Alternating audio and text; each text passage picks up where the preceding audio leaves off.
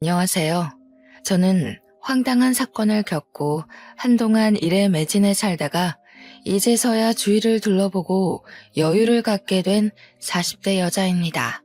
저의 이야기는 제 인생에 가장 큰 굴곡이 있었던 시점이라고 해도 무방할 만큼 저에게는 너무나도 힘든 사건이었습니다.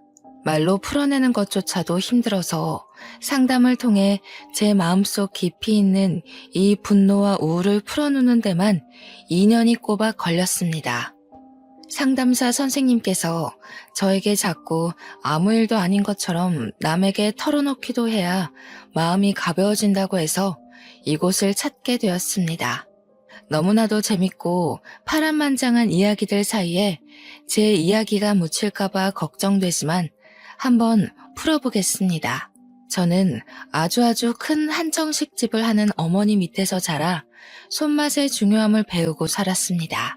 제가 어렸을 때 우리 아버지께서 병으로 돌아가신 터라 어머니께서는 저를 정말 힘들게 키우셨죠. 그때만 해도 식당이 지금의 규모로 크지는 않았습니다. 어머니께서 식당을 운영하신 이유는 혹여라도 제가 밥을 굶을까 싶어서 시작하신 거였거든요. 아빠 없는 애. 그렇게 놀림을 당하고 눈물을 흘리면서도 꾸역꾸역 밥만큼은 챙겨 먹고 살았던 게 전부 우리 어머니 덕분이었습니다. 절대로 우리 딸이 굶고 다니는 건 볼 수 없다며 제가 좋아하는 음식들을 하나 둘 늘리다 보니 어느덧 식당에도 손님이 늘어나게 되었고 점차 큰 곳으로 이사를 옮겨 다니다 보니 지금은 서울에서도 한정식 집이라고 하면 아, 그 집 하고 바로 나올 정도로 큰 음식점을 운영하게 되었습니다. 처음부터 장사가 잘 되는 건 아니었습니다만 각고의 노력 끝에 겨우겨우 얻어낸 명성이었습니다. 어릴 때부터 맛있는 음식들을 먹으면서 자랐기 때문에 음식의 중요성은 정말 누구보다 잘 알고 있었습니다. 하지만 사춘기에 접어든 나이에 음식 장사를 하는 어머니가 매번 좋을 순 없었죠. 늘 어머니는 가게를 운영하느라 바빠야만 했고 저는 공부를 하느라 집에만 있어야 했거든요. 집에서 엄마가 차려준 간식을 먹으면서 공부를 했다는 친구들이 그렇게 부러울 수가 없었습니다. 저는 늘 집에서 혼자 엄마가 차려두고 간 저녁밥이나 데워 먹으면서 공부를 해야 했습니다. 그때는 그 저녁밥 차리는 게 그렇게 힘든 일인지도 모르고 매일같이 투정만 부려댔습니다. 엄마는 왜 맨날 바쁘냐고 그렇게 돈을 벌어야 했던 집안의 생계를 책임져야 했던 어머니의 가슴에 비수를 꽂는 날이 늘어났죠. 어머니께서는 저의 그런 투정에도 늘 변함없이 식당을 지키셨습니다. 간단한 찌개 정식을 팔던 집에서 코스 요리만 파는 한정식 집으로 올라오기까지 수없이 많은 세월을 보내야만 했습니다. 마지막으로 건물을 올려 가게를 내었을 때는 정말 어머니의 손맛, 그 노고에 손뼉을 치지 않을 수 없었습니다. 한정식집 치고는 가격이 꽤 나는 곳이라 상견례 자리로도 많이 사용하시고 정치인들도 와서 식사를 하는 곳이었습니다. 드라마 같은 데 보면 룸으로 딱딱 이루어져서 독재 시스템으로 운영되는 그런 한정식집 많이 보셨죠? 그런 장소 협찬도 하고 유명인들이 몰래 데이트를 하는 곳으로도 손색 없는 그런 한정식 집을 일궈내셨습니다. 그래서 그런지 한 달에 버는 돈이 어마무시할 정도였어요. 대학생이 되고 나서 첫 아르바이트를 했을 때 그제야 어머니가 얼마나 힘들게 저를 키웠을지 갑자기 와닿았습니다. 고작 한 달에 70만 원 벌기가 이렇게나 힘든데 우리 어머니는 그 돈 벌어서 저를 대학까지 보냈으니까요. 대학을 졸업하는 순간까지 어머니께서 힘들게 번 돈을 허투루 쓰지 않기 위해 저는 정말 많은 노력을 했습니다. 제가 대학 다닐 때 정말 공부만 하고 살았었는데 그래서 그런지 친구들과 어울려 술을 먹거나 클럽을 간 적도 없었습니다. 친구들이 별로 없는 것도 한몫이긴 했죠. 대학에서 제 별명은 책이었습니다. 늘 책이 있는 곳에 제가 있다는 말이 와전되어 별명으로 자리 잡은 거였죠. 그런 저에게도 딱 한 명의 친구가 있었는데 조별 과제를 하다가 알게 된 저와 아주 비슷한 성향의 친구였습니다. 조별 과제를 하면서 다른 팀원들에게 치이고 교수님께 치이고 하며 의리를 다지게 된 케이스인데 그 의리가 정말 돈독했습니다. 대학을 졸업하는 순간까지도 붙어 다니면서 불도저처럼 과제를 해냈거든요. 그런 저의 단짝에게 어렸을 때부터 친하게 지냈다던 동네 친구가 하나 있었는데 다른 과에 진학하여 마주할 일이 별로 없었습니다. 캠퍼스를 누비거나 커피를 마시거나 학식을 먹을 때 정도 붙어 다니면서 이야기를 나누게 되었습니다. 처음에는 어색했지만 자연스럽게 같이 있는 시간이 늘어나면서 셋이 어울려 다니게 되었죠. 그런데 남녀 사이라는 게 원래 갑작스럽게 스파크가 튀어오르고 그런 법이잖아요.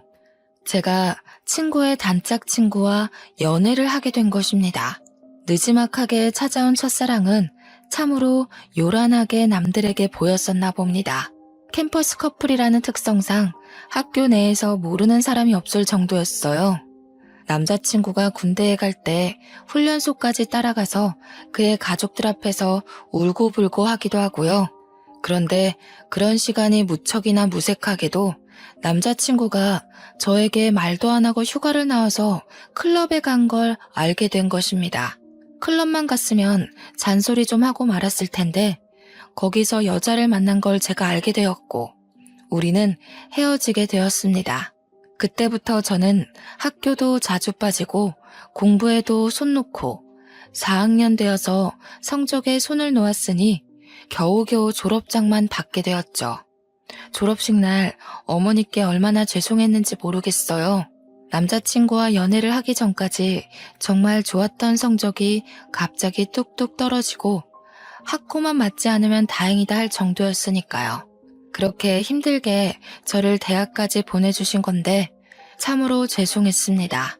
저는 대학을 졸업 후 열심히 취업 준비를 했습니다. 그제야 정신을 차리고 이런 자격증 저런 자격증 모두 기웃거리면서 취업에 도움된다는 건 긁어모으기 시작했습니다. 하지만 3년 동안 취업에 실패하고 좌절하고 결국에는 기업의 눈을 낮추고 했는데도 취업이 되지 않았어요. 저에게 선택할 수 있는 별다른 제한이 없었기에 저는 어머니의 식당으로 취업을 하게 되었습니다. 어머니께서도 언젠가 본인이 늙어 힘이 없어지면 저에게 물려주고 싶다고 하셨기에 일찌감치 식당으로 들어갔습니다. 물론 저도 당연히 안주인 수업을 받게 될 줄 알았는데 제 예상과는 다르게 어머니는 혹독하셨습니다. 식당 설거지 일부터 시작하라 해서 만만하게 보고 시작했는데 한정식 집이다 보니 반찬 가짓수가 많잖아요. 그 작은 반찬 그릇들이 수십 개가 쌓여 있는데 닦아도 줄어들 생각을 하지 않더라고요.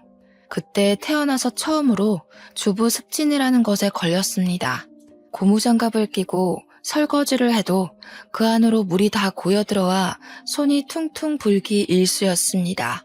그렇게 3년 동안 설거지에 반찬 나르기에 식기 정리만 하다가 겨우겨우 손님도 맞이하게 되고 계산을 하게 되었습니다. 나름 식당 돌아가는 시스템에 대해서 빠삭하게 알게 된 덕이죠.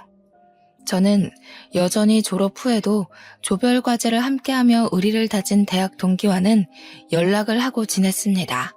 그런데 대학 동기와 단짝 친구였던 전 남자친구가 저를 한번 보고 싶다고 했다는 게 아니겠어요.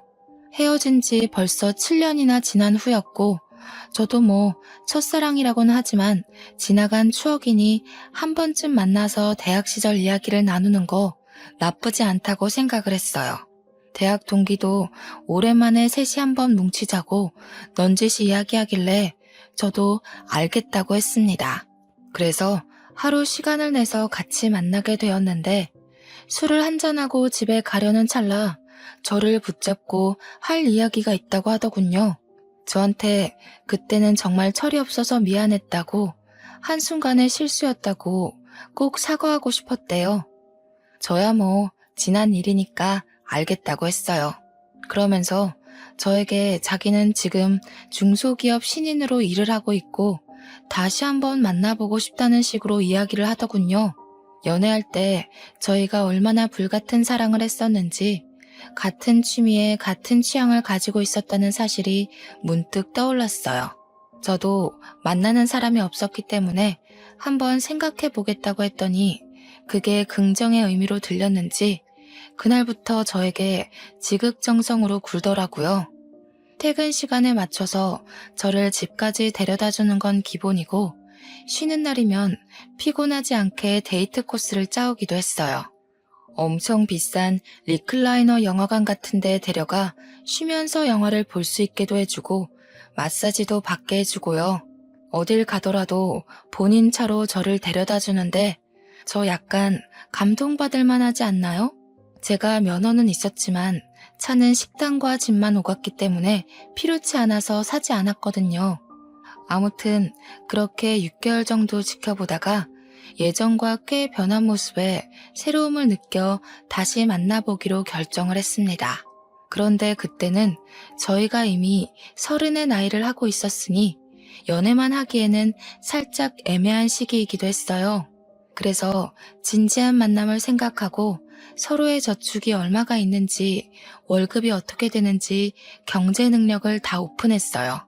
물론 제가 훨씬 더 많이 벌고 모아둔 돈도 많았지만 남자친구랑 같이 있으니 행복하고 즐거워서 상관없겠다 싶었습니다. 대학 동기도 저희가 다시 만난다는 소식에 두 팔 벌려 축하를 해주었어요. 그렇게 헤어지고 나서 괜히 자기가 더 불편했다면서 앞으로는 서로에게 죄짓지 말고 살자고 했습니다. 저도 한번 바람으로 이별을 겪었지만 달라진 모습을 보여주겠다고 믿어달라는 남자친구에게 고개를 끄덕였고요. 그렇게 신나는 연애를 했습니다. 대학생 시절에 했던 연애와는 비교가 안 될 정도로 각자 월급을 벌어 돈을 물쓰듯 쓰는 연애는 재미있었어요. 부모님께 용돈을 받아서 한 달 동안 얼만큼의 돈을 써야 한다는 계산 없이 이루어지는 데이트가 재미없을 리가 없죠. 행복한 시간도 잠시. 저에게 아주 큰일이 일어나고 말았습니다. 어머니께서 제 나이 31살에 갑자기 쓰러지시게 된 거예요. 살면서 피곤함이 머리를 너무 많이 짓누르고 있었나 봐요.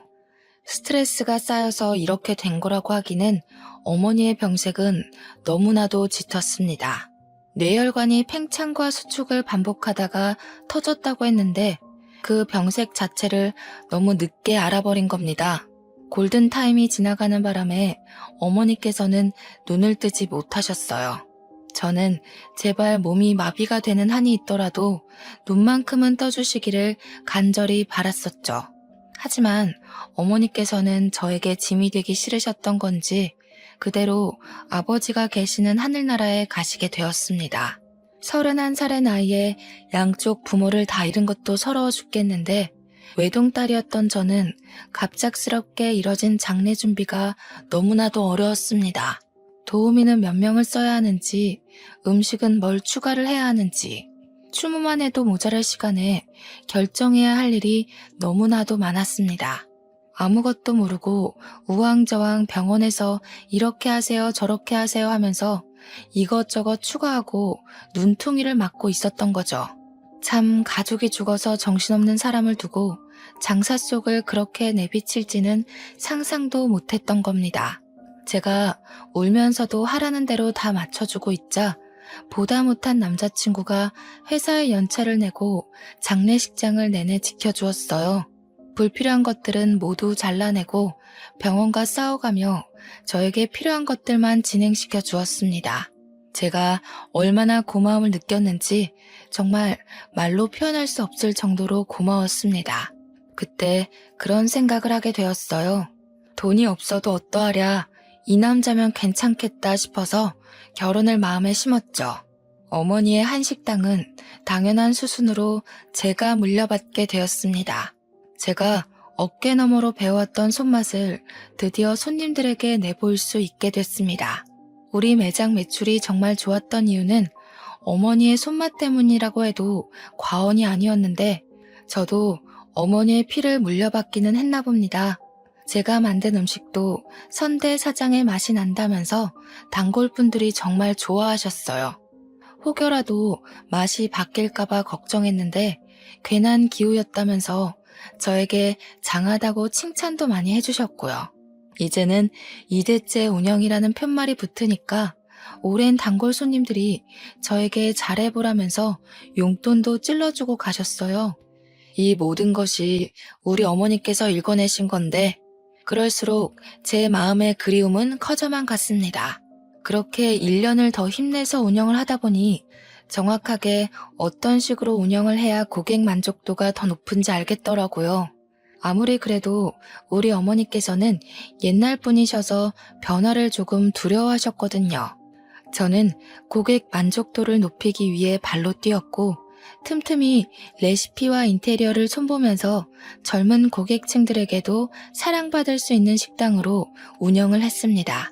저는 완벽하게 식당 안주인으로서 자리를 잡았고 늘어나는 매출을 보며 직원들에게 더 많은 장려금을 지급했죠. 직원들도 만족하고 고객들도 만족하고 저 역시도 어머니를 그리워하며 식당이 더욱 번창하는 것을 꿈꾸었습니다.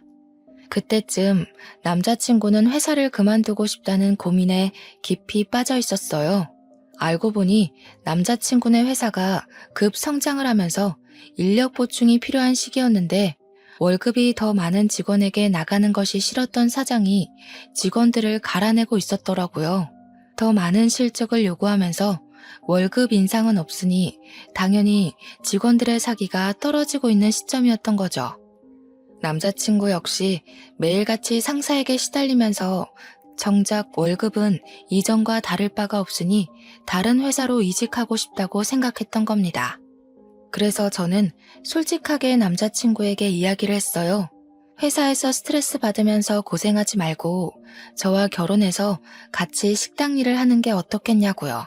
저에게는 나름 용기 있는 고백이기도 했고 사실 저희 가게 매출만 생각하면 남자친구가 절대 거절할 처지가 아니긴 했거든요. 남자친구는 당연히 제 프로포즈에 긍정적인 응답을 했습니다. 하지만 몇 년을 양복을 입고 회사원이라는 타이틀을 달고 있다가 식당에서 일한다는 게 좀 뭐랄까 마음에 차지 않는다고 했어요. 양복을 입는 게 뭐가 중요한가 싶었죠, 저는. 그래서 남자친구에게 옷차림새가 중요한 게 아니다. 월급을 생각해보자고 했어요. 하지만 남자친구는 계속해서 회사에 다니고 싶다. 명함에 기업 이름이 찍혀 있었으면 좋겠다고 의견을 굽히지 않았습니다. 그렇게 의견이 미묘하게 충돌하는 와중에 결혼 준비가 시작이 되었고 예비 시부모에게 인사를 하러 가게 되었습니다. 저는 이미 부모님이 모두 돌아가셨기 때문에 남자친구는 저희 집에 인사를 드리러 오지 않았어요. 납골당에 가서 같이 부모님의 영정사진을 보면서 인사를 드렸죠. 아무튼 제가 시댁에 처음 인사를 드리러 간 날 예비 시부모님께서는 저를 아래 위로 쭉 훑어보셨습니다. 그 시선이 곱게만은 느껴지지 않아서 가슴 한구석이 철렁하기도 했습니다. 그런데 시부가 저한테 쓱 식당 이야기를 꺼내더군요. 네가 CC 식당을 운영한다고? 하시면서 거기 엄청 유명한 곳 아니냐고. 자기도 가본 적은 없는데 시부네 회사 높으신 분들도 거기 가서 식사한다고 하더라 하셨어요. 저희 한정식집이 워낙 기업 대표님들도 많이 오시고 정계 쪽에서 유명하신 분들도 자주 들리시는 곳이라 저는 아무 생각 없이 끄덕끄덕했습니다. 그랬더니 시모가 갑자기 활짝 웃으면서 대기업 대표들도 온다고? 하시면서 그러면 높으신 분들한테 우리 아들 취업 이야기 좀 해보지 그랬어 하시는 겁니다. 저는 그 말이 조금 어이가 없었습니다. 대기업 대표들과 안면이 있다고 해도 식당에 밥 드시러 온 손님에게 어떻게 취업 청탁을 할 수 있겠어요? 그러다가 소문이라도 나면 저희 식당에 단골 손님들 다 떠나가지 않겠습니까? 그래서 저는 시모에게 거절의 의사를 표하면서 웃으면서 이야기를 했어요. 제가 무슨 힘이 있다고 그런 이야기를 하겠냐고요. 그냥 우리 식당에 식사하러 오시는 분들이지 친분은 전혀 없다고 이야기를 했습니다.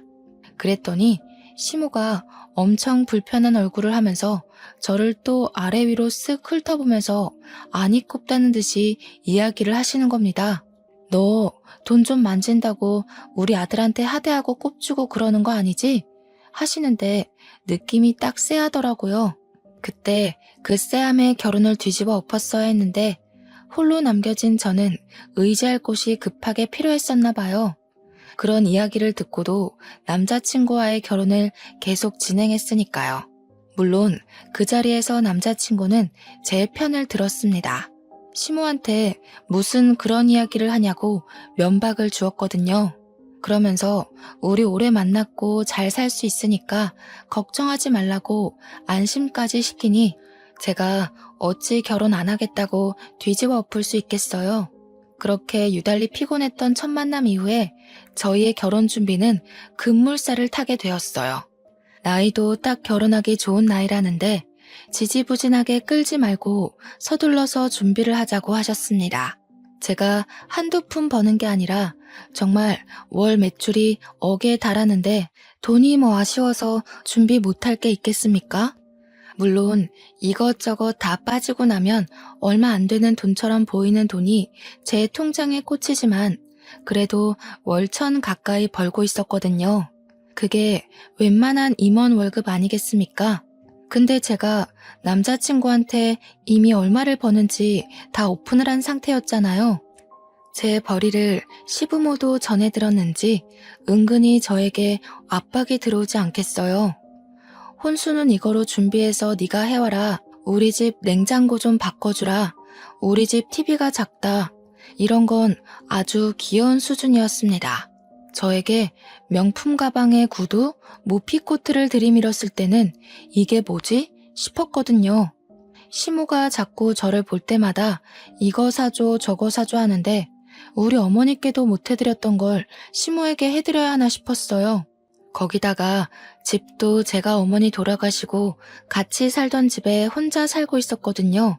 그 집을 신혼집으로 꾸미자고 이야기를 다 끝내놨는데 시모가 신혼집은 따로 구해야 하지 않겠냐는 겁니다. 우리 어머니와의 추억이 담긴 집이라 이사를 가고 싶지 않다고 했는데도 꾸 박박 우겨대면서 신혼집을 따로 구하라 하셨어요. 제가 참다 못해서 남자친구에게 신혼집만큼은 양보 못한다. 우리 식당 출퇴근하기도 좋고 집 평수도 큰데 왜 자꾸 신혼집을 구해야 하나 했어요. 그랬더니 시모가 저에게 전화가 와서 한다는 소리가 뭔지 아세요? 그 집 사람 죽은 집 아니냐고 하더군요. 우리 아들도 뇌출혈로 죽으면 어떻게 하냐고 집 터가 나쁜 것 같대요. 제가 그 말을 듣고도 제정신일 수 있었겠어요? 다른 것도 아니고 우리 어머니의 죽음을 가지고 그렇게 이야기할 수 있나요? 저는 정말 시모가 사이코패스인 줄 알았습니다.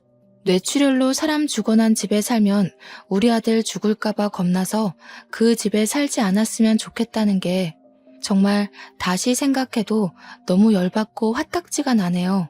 그래서 제가 어떻게 할게요? 바로 헤어지자고 했습니다. 그런 말을 하는 가족은 내 가족으로 받아들일 수 없다. 어떻게 사돈의 죽음을 가지고 그딴 소리를 할 수 있냐고 막 쏘아붙였습니다. 남자친구도 제 입에서 헤어지자는 이야기가 나올 거라곤 상상도 못했는지 무척 당황해하면서 변명도 못하더라고요. 저는 남자친구의 얼굴도 보기가 싫었고 만나주지도 않고 연락도 피하면서 이별을 준비했어요. 제가 오죽하면 결혼 준비를 하던 와중에 헤어지자고 했겠습니까? 말을 다 안 해서 그렇지 그동안 화나는 일이 한두 가지가 아니었습니다. 제가 이별하자고 했더니 시부모도 저에게 처음에는 연락이 와서 우리도 부모 없는 애 싫다, 식당하면 억척스러운 거 아니냐 하시며 흑백 논리를 펼치셨습니다. 남자친구가 집에 가서 어떤 이야기를 어떻게 했는지는 몰라도 한 2주일쯤 지나니까 맨날 우리 식당에 찾아와서 미안하다고 하시더군요. 순수하게 미안하다고만 하시진 않았죠. 뭐 우리 아들이 너 아니면 죽겠다는데 다시 한 번만 만나줘라 라는 명령조였어요. 당연히 저도 그럴 일 없습니다. 가세요. 하고 보내드렸죠. 처음에는 남자친구가 제 다리 붙잡고 늘어지더니 남자친구가 나타나지 않으면 시부모가 나타나서 다리 붙잡고 늘어지고 뭐 이렇게 억척스럽다니 너는 부모가 없니 하다가 갑자기 돌변해서 저러니까 나중에는 짜증이 나더라고요. 한두 달 동안은 경찰에 신고하겠다, 찾아오지 말아라 하다가 저도 지쳐버린 거죠. 어느 날 퇴근하는데 정말 피골이 상접하다는 말이 어울릴 정도로 피폐해진 남자친구가 제 앞에서 무릎을 꿇더라고요. 가족들이랑 인연을 끊고 살겠다면서 저 없으면 안 된다고 울고불고 하는데 마음이 좀 동하더라고요. 우리 부모님의 죽음을 욕되게 한 인간이랑은 상종하지 말아야지 했는데 그동안 사랑했던 기억이 밀려오고 그래서 저도 모르게 남자친구한테 그럼 앞으로 정말 인연 끊고 살 수 있겠냐고 물어봤어요. 그러니까 저에게 끄덕이면서 절대로 연락도 안 오게 해주겠다고 걱정 말고 자기 한 번만 믿어봐달라고 하더라고요. 이미 반 이상 결혼 준비가 진행되었던 터라 마지막으로 한 번만 믿어보겠다고 하고 결혼을 진행했습니다. 그렇게 식당 일 하면서 틈틈이 식장을 알아보고 웨딩드레스도 고르고 웨딩 사진까지 촬영 다 하고 나니까 시기 코앞이었습니다. 싱숭생숭한 마음을 뒤로한 채 저는 남편의 손을 잡고 버진로드를 걸었고 결혼식을 무사히 마치게 되었어요. 식장에서 시부모들은 제 눈도 제대로 못 보시더라고요. 평생 그렇게 저를 불편해 해주십사 요청을 드리고 신혼여행도 잘 다녀왔습니다. 제 식당 명성에 맞게 번쩍번쩍하게 돈을 처발라가면서 온갖 손님들을 다 초대해서 결혼식을 올렸거든요. 심지어 저희 단골 손님들 중에 유명하신 기업인들께서 혼주석에 앉아주시겠다고 할 정도로 제 기가 눌리면 안 된다고요. 주변에서 저를 엄청 신경 써주신 따뜻한 결혼식이었어요. 시부모도 저희 측 손님들을 보시고는 조금 놀란 눈치였습니다. 혹여라도 남편의 취업 청탁이라도 할까봐 조금 긴장되기도 했지만요. 아무튼 신혼여행 다녀와서도 시댁에서는 저에게 일절 연락이 없었고 저는 편하게 식당 일을 했어요. 명절이 다가와서 어떻게 해야 하나 하고 있는데 남편이 저에게 갈 필요 없다고 하더라고요. 명절 당일에서야 자기 혼자 시댁에 쓱 갔다 오는 걸로 명절은 마무리가 되었어요. 저도 어차피 우리 부모님에 대해 그렇게 말했던 사람들의 얼굴을 보면서 하하호호 웃으며 식사하기가 좀 싫었거든요. 거기다가 명절이 되면 저희 식당이 쉴 틈 없이 엄청나게 바쁘기도 하고요. 명절 당일 하루 쉬지만 앞뒤로 예약이 꽉꽉 찰 정도로 바쁜 식당이니 직원들만 두고 제가 시댁에 가기도 좀 뭐하잖아요. 우리 어머니께서도 명절에 단 하루도 쉼없이 바쁘게 사셨던 분이셨고요. 그래도 동방예의 지국에서 며느리로 맞이하는 첫 명절인데 그냥 넘어가긴 또 마음이 그래서 전화는 드렸어요. 명절에도 식당 일이 바빠서 방문은 못할 것 같으니 생신 때 제대로 챙겨드리겠다고 했습니다. 그때까지도 결혼한 지 얼마 안 된 시점이기에 저에게 지은 죄가 있으셔서 그런지 알겠다고만 하셨습니다. 물론 남편도 시부모한테 잔소리를 엄청 퍼부었던 것 같긴 했어요. 한 2년 동안은 아무 탈 없이 행복한 신혼을 보내면서 잘 살고 있었습니다. 남편은 결혼하고 1년 동안 재취업 준비를 해보겠다고 하더니 여전히 볼품은 없지만 중소기업에 취업해서 월급도 꼬박꼬박 가져오고 있었고요. 우리도 서로의 생활에 익숙해진 시점이라 슬슬 아이를 가져볼까 하고 생각을 하고 있었습니다. 그전까지는 저도 상황이 어떻게 될지 모르고 또 시부모님이 언제 돌변하실지 몰라서 피임을 하고 있었거든요. 사실 부부라는 게 그렇잖아요. 아이가 들어서야 진정한 가족을 이루는 그런 느낌. 요즘 젊은 사람들은 딩크족이다 뭐다 해서 아이를 갖지 않기도 하지만요. 저는 뭔가 내 가족을 이루려면 아이가 있어야 한다는 생각이 뼛속 깊이 자리 잡고 있었어요. 그래서 남편에게도 은근히 가족 구성원에 대해 이야기하면서 아이를 가지고 싶다는 의사를 내비쳤죠. 이제는 남편도 돈을 벌어오고 저는 정말 완벽하게 제 식당을 운영하고 있었기 때문에 지금 시기가 딱 좋다고 생각했습니다.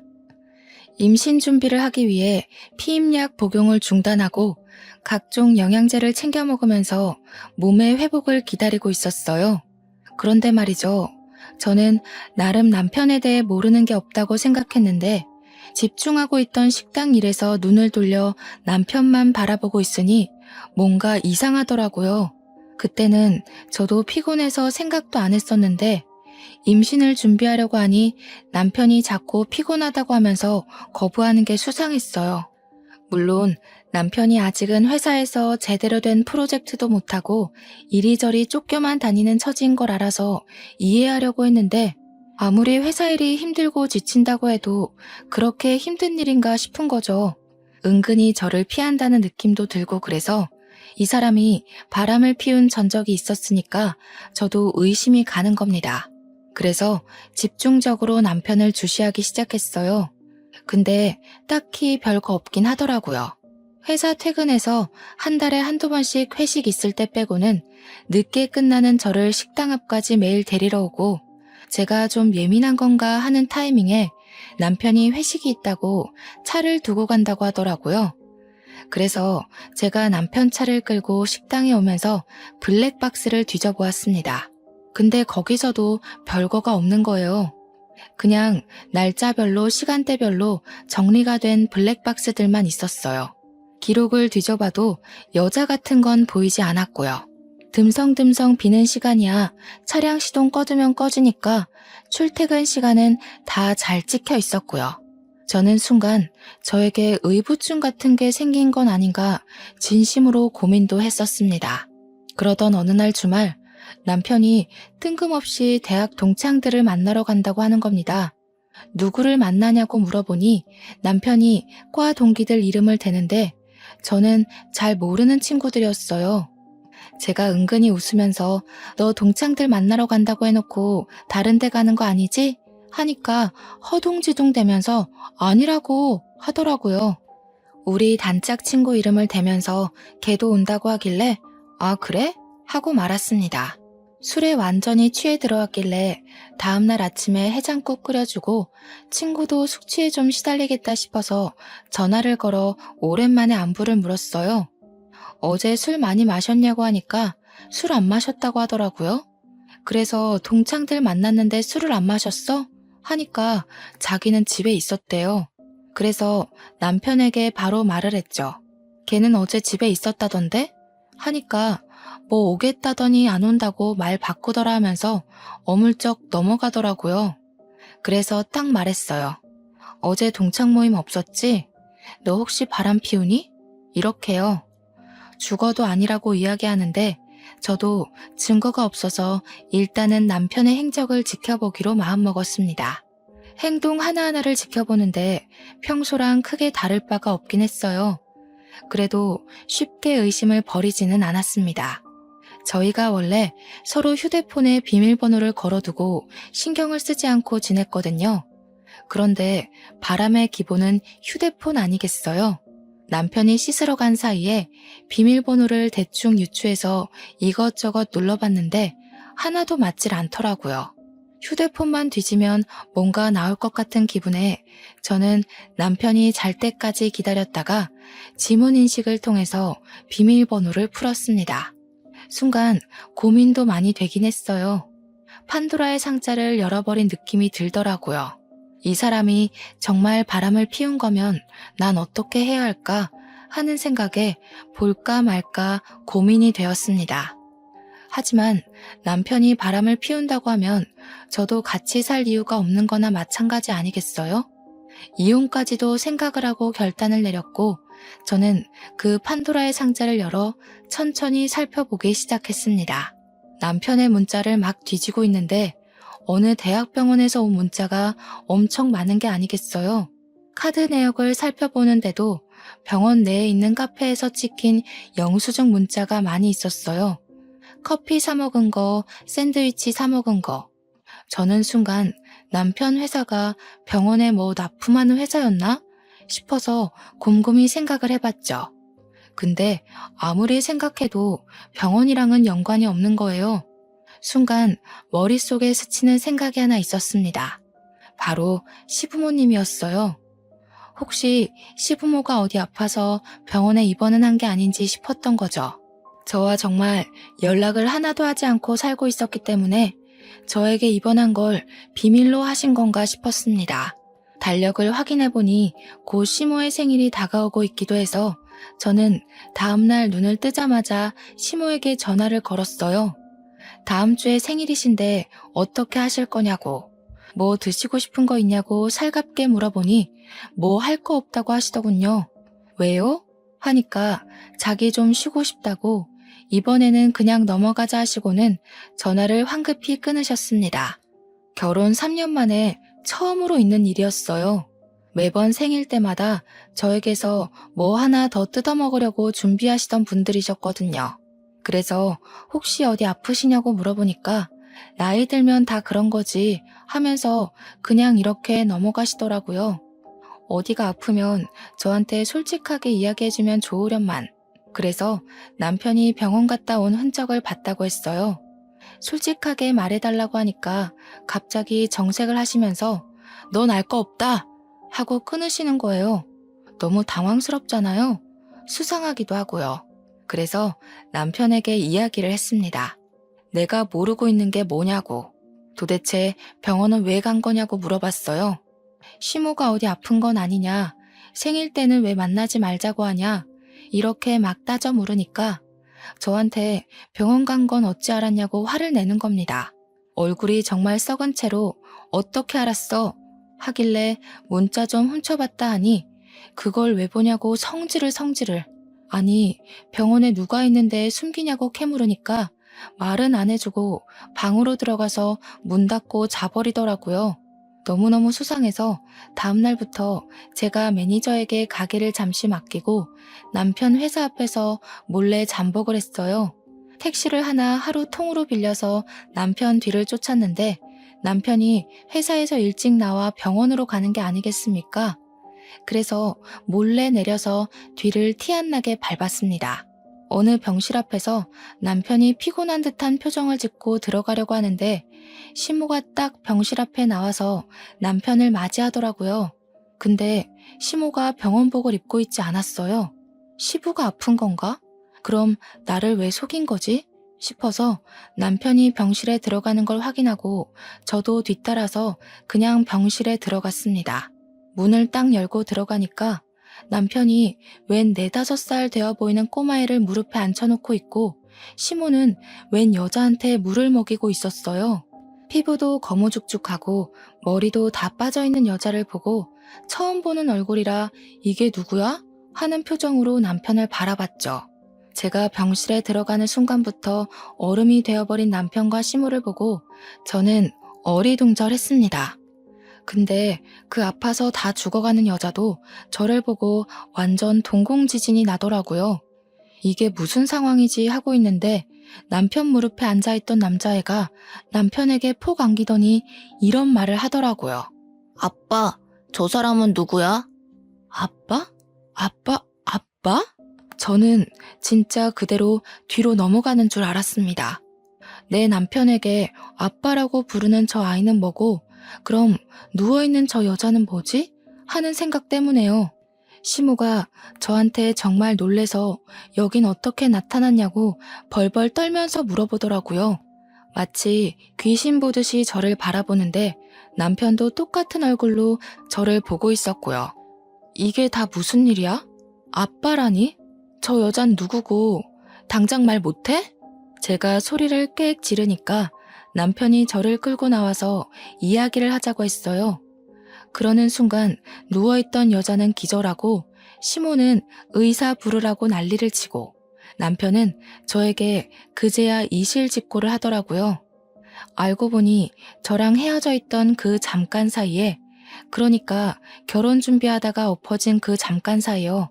그때 술을 먹고 술김에 하룻밤을 같이 보낸 여자인데 그 여자가 단 하룻밤에 임신을 했다고 나타났다는 거였어요. 우리가 결혼 날짜를 다 잡아둔 상태에서 나타나 애를 지우라고 병원에 같이 가게 되었는데 그때 암을 발견했대요. 애를 낳고 항암 치료를 시작해서 괜찮아진 줄 알았는데 바로 재발하는 바람에 오늘 내일 한다면서 저는 이 이야기를 듣고도 꿈인가 생시인가 구별이 가지 않았습니다. 그런데 남편이 하는 말이 가관이더군요. 저 여자가 오늘 내일 하는데 보험금은 타야 하지 않겠어? 보험금 수익자를 내 이름으로 해두었거든. 아무래도 애가 있으니까. 그것만 해도 수억이야, 수억. 보험금 타면 사업할 계획도 다 짜놨단 말이야. 저는 남편이 사람 새끼로 보이지 않았습니다. 이거 미친 새끼 아니야? 당장 이혼해. 보험금 타면 좋은 거지. 무슨 이혼이야. 야, 그러면 애는 어쩔 건데. 나보고 지금 남의 새끼 데려다 키우라는 거야, 뭐야? 애는 고아원으로 보내면 돼. 저는 진짜 사이코패스 검사라도 받게 하고 싶었습니다. 한창 실랑이를 벌이고 있는데 시모가 나와서는 남편 말에 힘을 실어주는 게 아니겠어요. 바깥일 하다 보면 남자가 한 번쯤은 한눈도 팔고 그럴 수 있는 게다. 그런 걸로 일일이 따지고 들면 피곤해서 어찌 살겠니? 손주는 내가 키우든지 할 테니까 걱정 말고 애 키울 비용만 좀 도와다오. 저는 이 집안 인간들이 아주 다채롭게 미쳤구나 싶었습니다. 제가 대놓고 이혼할 거라고 합의 이혼 서류 보낼 테니 도장 찍어라. 도장 안 찍으면 소송하겠다고 했어요. 불륜의 증거로 애가 떡하니 있는데 장난칠 생각하지 말라고 하고 변호사부터 바로 선임했습니다. 근데 다음 날부터 남편이 집에 안 들어오더라고요. 막 나가는구나 하고 있는데 그 여자가 그때 기절한 이후 정신을 차리지 못했고 죽었다는 소식을 전해왔습니다. 그러면서 남편이 장례식장이라고 다 정리하고 보험금 타서 갈 테니 이혼은 못 해주겠대요. 애가 불쌍하지 않냐고 물어보니까 고아원도 다 알아봤고 정도 그렇게 안 가는 애라고 하는 겁니다. 저는 미친 새끼라고 읊조리며 전화를 끊어버렸습니다. 장례식이 모두 끝난 시점에 제가 이혼 서류를 들이밀었어요. 초췌해진 몰골이 하룻밤 사이에 생긴 인연이라고 하기엔 좀 깊어 보여서 마지막 남은 정까지 모두 털렸습니다. 근데 갑자기 저한테 시모도 남편도 잘못했다고 막 비는 게 아니겠어요. 이건 또 무슨 짓인가 싶어서 잠자코 있으니 시모가 헐레벌떡 자기 변명을 하더군요. 애가 무슨 죄가 있겠니? 그래도 반쪽이나마 핏줄이니까 정부치고 같이 살아라. 응? 이게 다 무슨 개소린가 싶어서 알아보니까 아이의 친모가 남편이 자기 죽으면 애를 버릴까봐 보험금 수령인을 죽기 전에 바꿔둔 것이었어요. 남편이 아닌 아이의 이름으로요. 남편한테는 계속 너한테 줄 테니 아이를 부탁한다고 거짓말을 했던 거죠. 보험금도 못 받게 생겼는데 이혼까지 당할 판이니 발등에 불이 떨어져서 잘못했다고 비는 거였습니다. 야, 이 등신아. 아주 고소하다 고소해. 어디 애를 가지고 장사를 하려고 들어? 다 녹취해놨으니까 넌 1,000벌이나 받아. 그러고 저는 이혼 소송을 걸었습니다. 이 사건의 숨겨진 이야기가 모두 풀렸으면 세상에 이런 일이 같은데 소개될 법도 했는데 말이죠. 결국 남편은 완전 빈털터리로 이혼 소송에서 패소해 저희 집에서 쫓겨나게 되었고 시부모가 애를 키우고 있다고 들었습니다.